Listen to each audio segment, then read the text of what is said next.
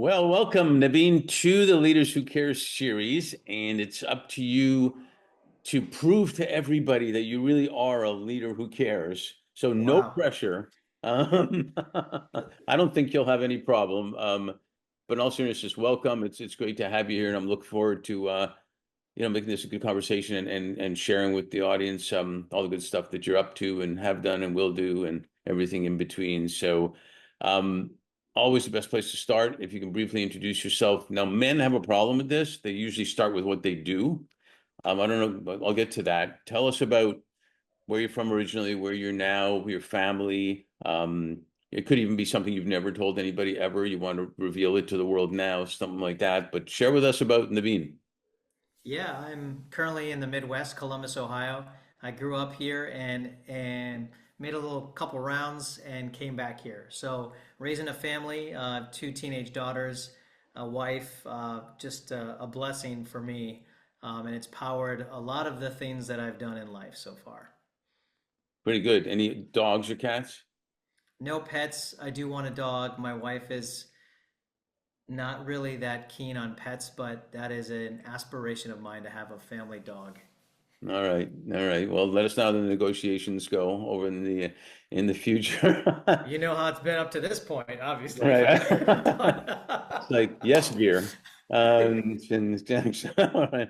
So you talked about kids. What were you like as a kid and then a teenager? Based on your background, were you playing that game called Operation when you were a kid, or did you have a lemonade stand entrepreneurial thing, or were you in That's tech, a. sports, music? What were you like? I was a very, as my mom would say, just kind of a simple, nice kid. And I did play Operation here and there Oh, because it was a fun game, and there wasn't a ton of options outside right. of what we have on our screens nowadays. I wasn't entrepreneurial actually at all, and it's never a lemonade stand or nothing really serious at least, or not didn't sell any random things at school that you hear people do. Um, but I was a pretty straight. Came home from school, studied my butt off, got homework done first, and then had fun. Played outside, played backyard football and soccer and tennis, and that's it. Kind of boring, and that's okay. But it's kind of boring. I think we misinterpret boring sometimes. That boring could actually be fantastic. All the stuff you Yeah, no, did. that boring is aspirational childhood. So yeah, that's a good point. Absolutely. So your journey, if you will, I mean, you started studying molecular genetics, which isn't, I studied to be a CPA. Molecular genetics is real stuff. Ohio State, you got your MD at University of Cincinnati, and then anesthesiology residence at Chicago. With all that, can you give us a sense of what you were envisioning as you were engaged in all this different education at different times? Yeah, and from a young age, I did want to be a physician. I didn't have any in the immediate family, but there were plenty of family friends and people in the community that I knew that were physicians. So it was a respected profession. I still think it is. I knew it was challenging and had to do with science and health care in general. Hmm. So all those things I really liked and strive to be. And so I would study hard. Like I said, I did well in school. And so I said, I really want to be a doctor. I think they do great things. I think they learn a ton. And again, science is the deep foundation of it. And I loved science. So, you mentioned kind of the schools I went to and everything like that. One thing I like to tell people is I, almost to a fault, was so focused on getting into medicine and going through that path that I ignored a lot of other things. And so, one example is when I was in college at Ohio State, someone told me, "Hey, make sure you do a major that's very different because that will look better for your medical school application." And so at Ohio State, big research institution, they had molecular genetics, which wasn't a common major, and it has to do with very deep research, like genetic research. And I'll tell you right now, I do not like molecular genetics. I never liked it, and in fact, it's Okay. probably the opposite thing I would do. But I did it because I wanted to put it on the application to say I'm majoring in this, and hopefully I have a better chance of getting into medical school. Um, I don't think I did that well in that major. It probably, if anything, took my GPA a bit down. Um, I did get into medical school, but I think there was other factors there. the moral of the story is, and I don't have a lot of regrets in life. That regret was doing something for an application or someone else, not doing it for myself. If I had done another major that I was interested in, pursued it, and passionate about, or at least had an interest in, we have to be passionate about everything. Um, I probably would have done really well in that. I would have enjoyed it, maybe learned something, and I have a feeling I would have gotten into medical school based on other scores and stuff like that. So, don't do something for someone else or something else or to get in a door. Do things for yourself because that carries with you. Yeah, it's brilliant. It kind of reminds me of I went into accounting and I was really good at the accounting, the tax, and this and that. But it's like, and I went to Deloitte and I didn't like it. And thank goodness for one partner who just thought I'd be better doing other different things. And so, yeah, I can relate. I think a lot of people probably fall into that, sometimes because they have to, and then sometimes not. But it sounded like you you had this entrepreneurial thing in you, or you had this thing in you to make things better, make people better, just make a difference out there. And when I relate that to our firm, we were founded on the premise that leaders and their organizations can always do better when they're doing good. And that certainly applies to healthcare as much as anything, because it's personal, basically. It is our health. Was healthcare, you talked about being a doctor was something important to you.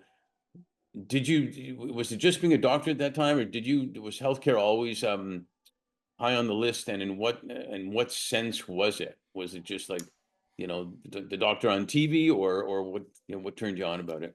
It was doctor and TV stuff, but it was actually doctor and society stuff. So, Hmm. being Indian American, there's a lot of Indians in medicine, and I would say, even in this country, I just think globally, Indians have this, or sorry, physicians have this role in society of, healing or having a breadth of knowledge.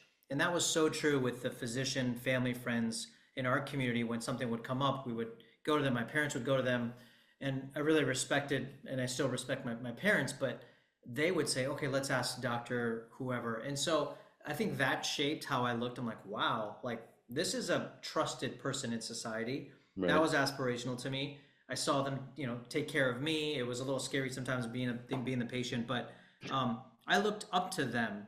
But I will say, I also had a limited perspective on healthcare because, there's people who say, I want to take care of people or I want to help people when I grow up. Well, guess what? Physician is one of a bazillion routes. There's a lot of professions where you can help people, right? Having this discussion hopefully helps people. And so I had limited angles of it, but from what I knew it required hard work. It required long hours and a long-term career of working hard for patients. I was accepting that at the time. Yeah, and especially now with getting more recognition around an area we work a lot in is mental health. I think the physician you described is probably thought of as being able to help in everything. They were the educated, they were the leaders, they cared and whatnot, whatever it may be, right? Exactly. Yeah, it's fascinating how I find we're influenced when we're a kid onwards. And I actually work with somebody that does a whole program for kids birth to 3. And it's amazing in those 3 years, the foundation that's set or not set for the success of a person. Oh Um, yeah. Blows your mind away. It's what you just described to me is the power of mentorship and the power of exposure to experience or experiencing what it potentially is. And so, fast forwarding, I ended up choosing the field of anesthesiology. Why is that? Well, a person I used to work out with in medical school who I respected was going into anesthesiology and said, Navin, you like physiology and a couple other things, you should really try anesthesiology. And that was a um, optional rotation. So I did it, and within 2 weeks, I was hooked because there was a teacher who took me under his wing and said, "Okay, you're with me for 2 weeks." And I would follow him around. He would do everything and teach me. He would question me a lot and test me a lot. So I was a little intimidated, but he was so sharp. He was extremely efficient in his procedures and the way he did things. He interacted with people very respectfully and very adequately and efficiently. And so for me, I'm like, man, this guy's doing it all. He also, and again, this sounds funny, but I think in today's day, I think we can understand. He took care of himself. He was healthy and he worked hard. He was happy and he was teaching me. So I was like, I want to be like that. So very early on, I got hooked, and that's why I went into anesthesiology. Yeah, that's amazing that you say that. We all need role models, and but I do remember doctors smoking while they would be engaged with patients and things of that nature. And it goes back to your trust point. It's all that's going to impact your trust of a person is and how they do that. And obviously, he had an impact on you as big as any. A little segue here. The fourth industrial revolution was or the fourth industrial revolution is really about tech, especially AI right now, but virtual reality and so on. But it's said that the fifth is really about humanity now as well, and how do we put those together? You've got some incredible experiences using tech. I'm assuming as an MD, as an anesthesiologist, but also I'd love you to share a little bit about some of the organizations I saw that you've been involved in, like Honest Game, Scorecard, and my favorite title, Underdogs Don't Sleep. Um, can you share about them, what they are, how you've adapted with respect to the changing times, but also how you balance um, having an impact socially while being economically viable at the same time, so it's sustainable. Yeah. So I think there's a lot there, and I'm trying to be helpful Yeah. for this discussion. And I think one way to think about this for me is how and why I got into business, what attracted me and pushed me there to be maybe call it my second phase of life, which is we started out with I wasn't entrepreneurial at all, didn't even think about it, had these blinders on going towards medicine, became a physician, practiced as an anesthesiologist, ended up becoming an angel investor. So started investing in some early stage companies, getting exposure to entrepreneurs, was fascinated by the passion and purpose from which they adhered to and left places of comfort, a comfortable corporate job or a comfortable job. And they said, no, I believe in this so much. I'm going to do everything. I don't know exactly what to do yet, or I don't have all the skills, but I'm freaking doing it. And there's something that I really admired about that. And so I think also going down the medicine route, that's like, hey, study hard. Here's your pathway. Right. So this was completely opposite. So it was a bit refreshing to me after being an investor and befriending some of these entrepreneurs. I was like, wow. And then I think the big thing that happened was the first venture I started, which was called Smile MD. It's now known as Offer Health as an office OR. Being an Hmm. anesthesiologist, I co-founded it with two other anesthesiologists. We started a venture, and I'm going to fast forward 10 years now because we're now 10 years old. The company, we now take care of a lot of children who have long waits to get into an operating room to get their dental work done. So let's say a 4-year-old child, and we take care of mainly the Medicaid population. So if you're a parent out there with a 4-year-old kid and you have private insurance and you take your child to the dentist, they get diagnosed with teeth that need to be extracted for various reasons. Let's say 4 or 5 teeth. That child needs to go off to sleep. And in order to do that, usually they go to an operating room. They have an anesthesiologist that puts them off to sleep. The dentist does their work, wake them up, and leaves. Private insurance world probably get that done within a week. If you're on Medicaid in this country today, most states will be at least a year wait. Some 2 years. So now you have a child with rotted teeth, having a lot of pain and discomfort, not eating, anxiety, everything. So what we do today is we take anesthesiologists, nurses, paramedics, bring them to a dental office, put the children off to sleep there safely, just like an operating room. The dentist does the procedure there, and we get it all done within a month. We've already contracted with Medicaid insurance, so it's covered. And we save time, we save pain, we save distance driving, we save all these things. And so I spent a little bit of time on that. Number one, because I'm very proud. It's a large company now. We're in 4 states and have so many people putting their heart and soul into it. But what it did is expose me to the power of entrepreneurship and medicine, or entrepreneurship and solving a problem, and Hmm. how you can make that so impactful. And so I respect the business side of making sure it's a profitable, sustainable company. But I also understand, are we really doing something here? And so this past year, we took care of about, I think, 12,000 kids in 1 year. We've, I think, surpassed 30 some thousand kids in the company. And that's just from three docs starting a side gig that turned into this. And we have venture partners, and there's a lot of people involved, but it empowered me, and it said, maybe it told me maybe I'm meant to do more of this. And so all that to say, I see both sides of the heart of doing something, because I've committed that in medicine. And you know there'll be some people who don't know that much about kind of the physician world and the mindset, but we do not think about money when it comes to like going through training and taking care of people. Billing is actually the last thing, or it's done by someone else, and it's Right. just an interesting perspective from, and I'm saying for most scenarios. Sure.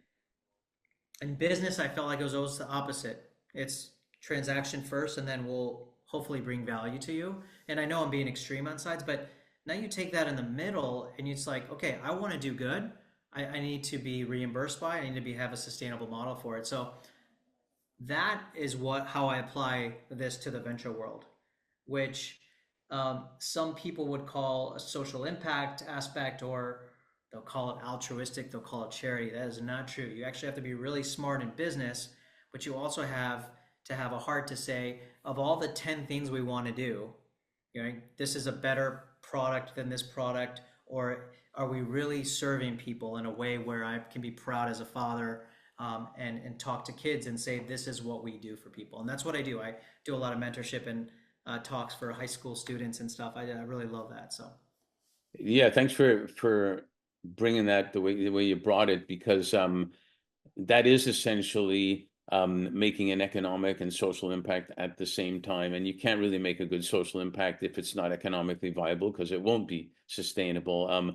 The other thing I love about what you say, and it involves leadership, it involves, one of the things I love is business leaders, and we're talking to a lot of business leaders, just to get basically the same point you raised to them, that if you care about the financial, physical, and mental well-being of your talent and your people and your community, then the rest follows. Your business will do great, because you'll get the talent that wants to work there. Your consumers, your patients, whatever, would want to be there, and so on and so forth. It's not even necessarily rocket science, but people want to belong. And one of the things I loved about what you said there, imagine that kid, if he has to wait a year or two for that, imagine the mental health issues that young person's going to have that may affect his whole confidence and self-esteem for the rest of his life, potentially.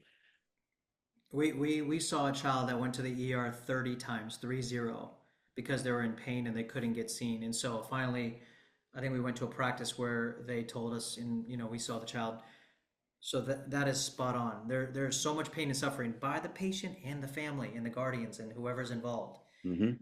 So it's a big thing. And so by solving one problem, we're now collecting data on how much school they're missing, how much work the parents are missing. So what can we be doing, since we're Right. going into their community? We'll travel a couple hours and um, almost treat the dental practice like an operating room and say, okay, we're going to be doing 5 or 6 kids today. They show up and we take care of them and we discharge them from the practice to their home, and usually they're in that community, so they're not traveling too far. But then we're like, hey, this is a trusted point, a touch point, as we call it. We now have physical physicians and care teams with these patients who don't have the best either compliance or access to care in other aspects. So what else can we be doing? So we're talking about that with our insurance companies and stuff. And so this is turning out to be a whole kind of another healthcare model and system, starting at a dental office. And so it's just a really interesting thing how, and that's what's really exciting about entrepreneurship, is you never know what's going to happen tomorrow or what new opportunity comes up. And actually, I'll just add to that. The latest thing we're doing is we already employ paramedics, and paramedics can do a lot more than what they do in kind of the existing career Right. trajectories. So now we're actually talking with our insurance companies to send paramedics out to various houses and do some basic things like vitals, give vaccines, etc. Because that's an underutilized population who wants to do more in the sense of paramedics, and then you have a needed population everywhere. So healthcare systems um, say, hey, you're going to leave the hospital here. We need some follow ups, and so they would potentially say, hey, can you guys send some paramedics, check up on them, check some vitals, some hands on, right? There's telehealth, but you still need boots on the ground. You will always need boots on the ground, and so we're kind of a boots on the ground kind of company. So it's very exciting, and it's yeah, it's It, fulfilling. it's like bringing the community doctor, home almost. Yeah, yeah. Except the other thing, most community doctors don't exist as much anymore because They it's really don't. hard to Right. to do that. But this is a way where it doesn't necessarily have to be a doctor that comes to the house, Right. but there is a whole, alternate pathways of medicine where people can really help. So, Well, we're actually doing a lot of work right now, and I haven't had a lot of conversations about the changing of the whole healthcare system, et cetera, which is we'll have to do like we say in LA, we'll have to leave them wanting more so we can do a sequel just on that subject. But it's huge, and I think it's the hugest opportunity right now, especially with AI, to make changes in the healthcare system with this stuff that you're doing. And I always do go back because we talked about the fifth industrial revolution. It is about humanity. Sometimes what people forget is if you allow that young person to have a great smile and then gets confidence and then self-esteem and then gets a job and the family is now self-esteemed, if you will, because of that, and then crime goes down, contribution from that person to the community goes up, healthcare costs probably go down because they're healthier now. It's not rocket science to see what happens when you take care of the base and you let people belong. And I compare everything to sports. The player will do anything for that coach that trusts and cares about him and whatnot. It's not about the contract at that point, like you said. It's about how can we come together to win, if you will. So super exciting. And I guess, a lot of that, happened also, obviously, like you said, with Offer, which I love. And tell us a little bit about Beyond Physician.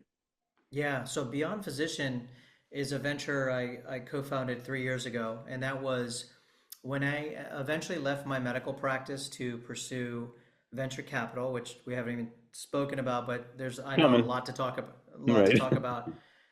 I did it for myself. I was burned out and wanted to basically pursue this entrepreneurial world and help build and back companies. I mean, that's what I've been doing. And so I did that for myself, but I also love to and appreciate content. I do podcasts. I do a lot of stuff on LinkedIn.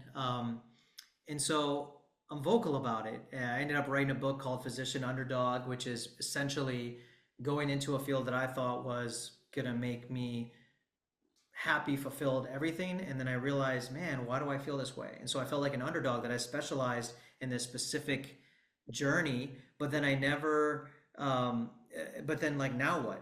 I don't know if I have other skills to do other things. And so I felt like an underdog. So I wrote about it and I have incredible conversations with physicians, medical students, people who are thinking about medicine, people, just professionals in general. It doesn't have to even be a physician, and they ask, gosh, how do I do that? Or how do I learn these skills? Well, how can I be courageous enough to go over here? And I don't have all the answers. I know what I did and I try to share them.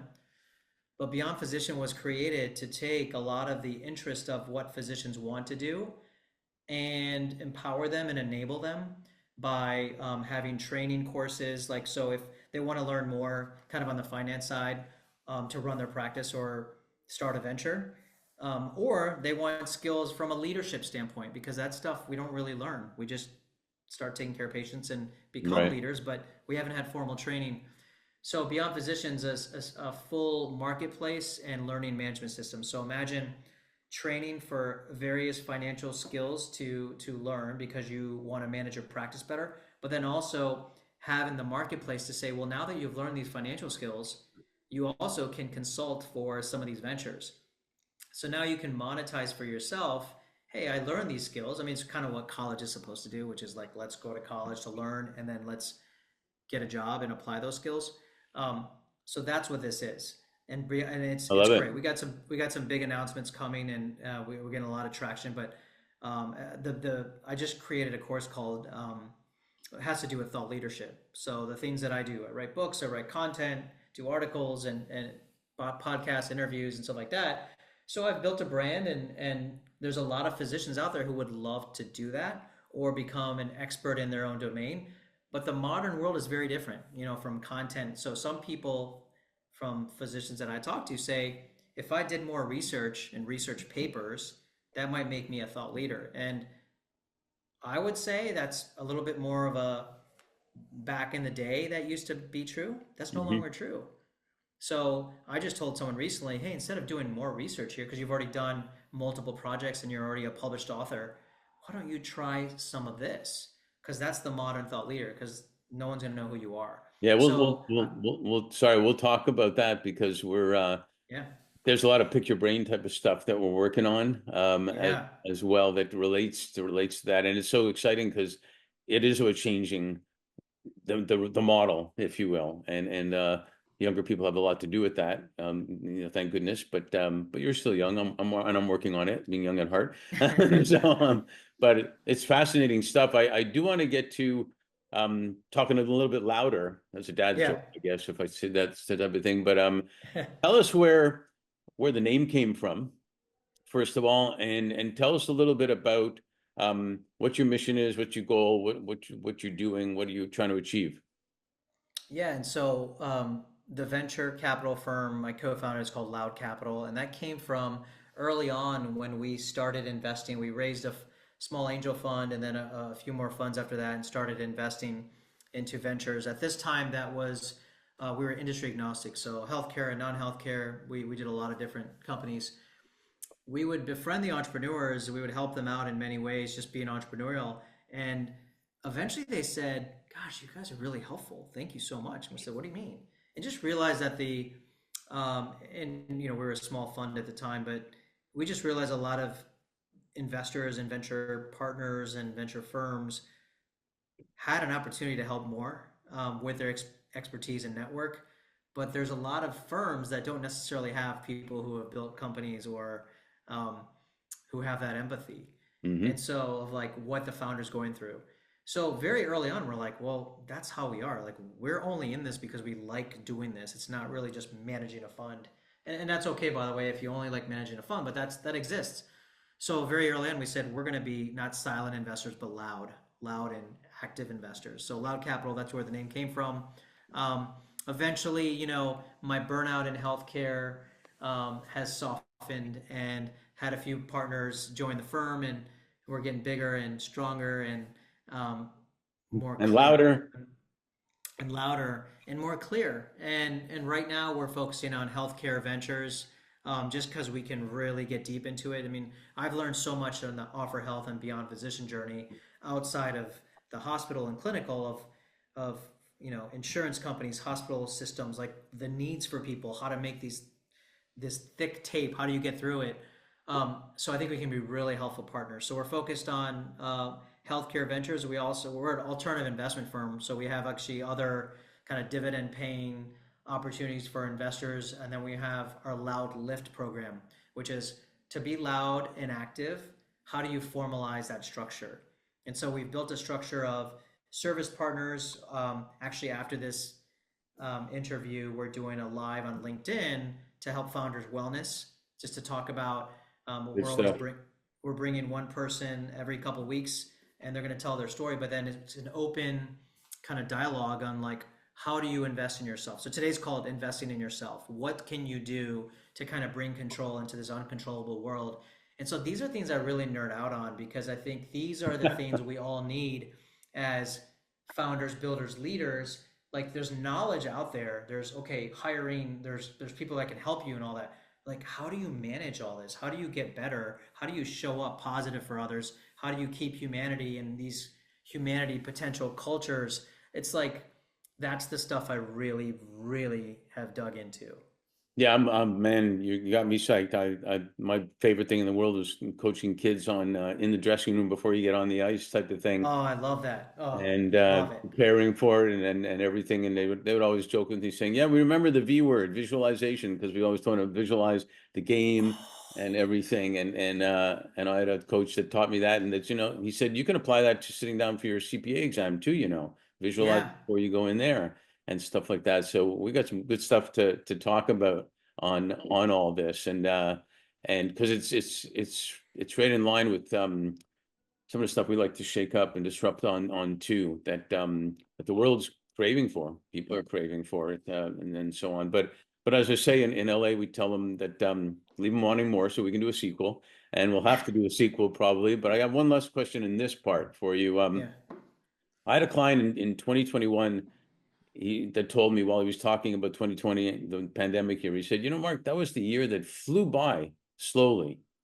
And I said, great way of describing it. And even now, sometimes it feels like it was yesterday and years ago, all at the same time. With all that said, we're already now in 2025, quarter century. What are you most grateful for, and what are you most hopeful for?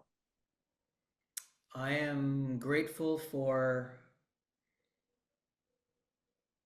being here today.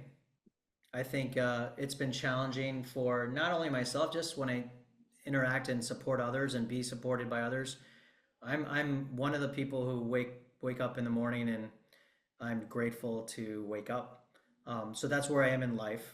So grateful just to have today, have this discussion.